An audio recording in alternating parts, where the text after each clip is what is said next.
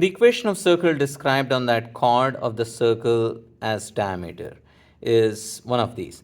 Now let's go ahead and copy this circle and that chord's equation onto a separate sheet. X square plus y square equal to 16, and the other equation was 3x plus y plus 5 is equal to 0.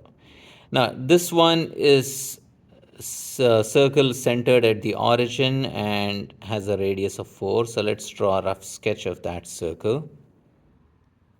So, okay. So we got that. And what it says is described on the chord of the circle as diameter. So I need to draw this line as well. So 3x plus y, it has a y-intercept of -5 if you plug x equal to 0. And the circle has radius 4, so -5 should be somewhere below the circle. And also the x-intercept, you plug y equal to 0, you get -5/3. So that's going to be within the circle. So that's -5/3 comma 0. And this is the line 3x plus y plus 5 is equal to 0. So let's go ahead and draw that line and extend it. And what is the question asking? The question is to find the equation of circle described on this chord as diameter. So that means there is one other circle that's drawn. So this chord for this circle. So you want to imagine another circle whose diameter is this particular chord that we have just drawn. So we need to find the equation of this dotted circle. And this is the diameter. Now, I want to start by saying that if you're given endpoints of a diameter as x1, y1, x2, y2, then you can find the equation in this form. It looks like this: x minus x1, x minus x2 plus y minus y1, y minus y2 equal to 0. And the other thing is, if you have a quadratic equation, I'm just recalling Vieta's formulas. With roots x1, x2, then their sum is negative b over a and the product is c over a.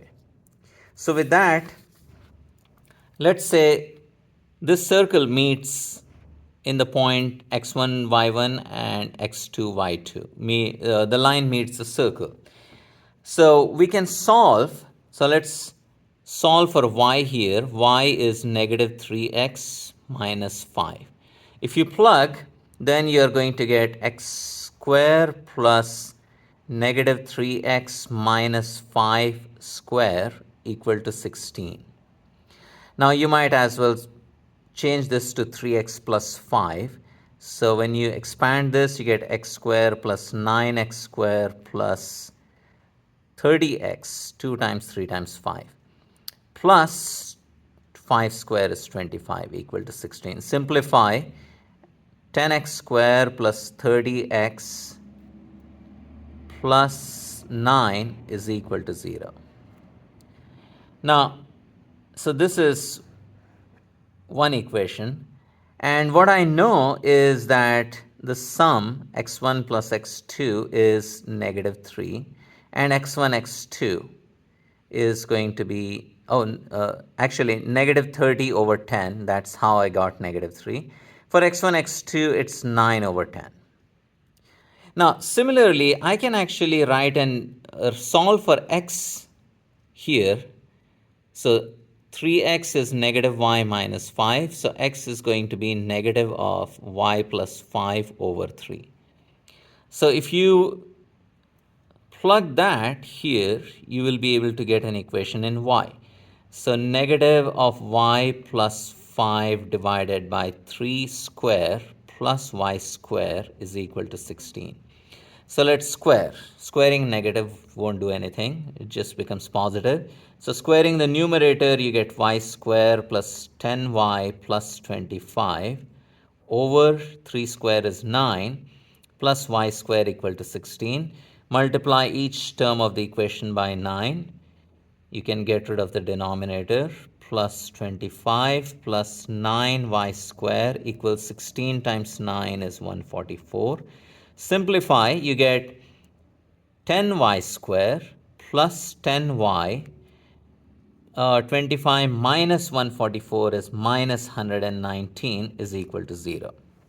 So notice the roots, I can write down y1 plus y2 is equal to negative 10 over 10, which is negative 1, and y1, y2 is negative 119 divided by 10.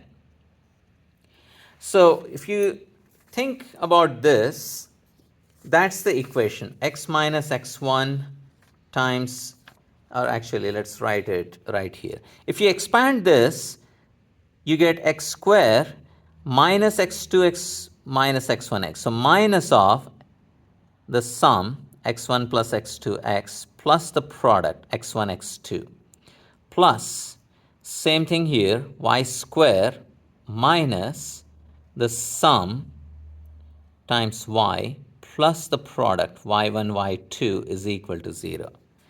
So that's what we are going to have. What is x1 minus x2? We just got that to be negative 3. So our answer is going to be x square minus negative 3. So plus 3x. x1, x2 is 9 over 10. And then I have y square minus the sum. Sum is negative 1, so it's going to be plus y. And y1, y2 is negative 119 over 10 is equal to 0.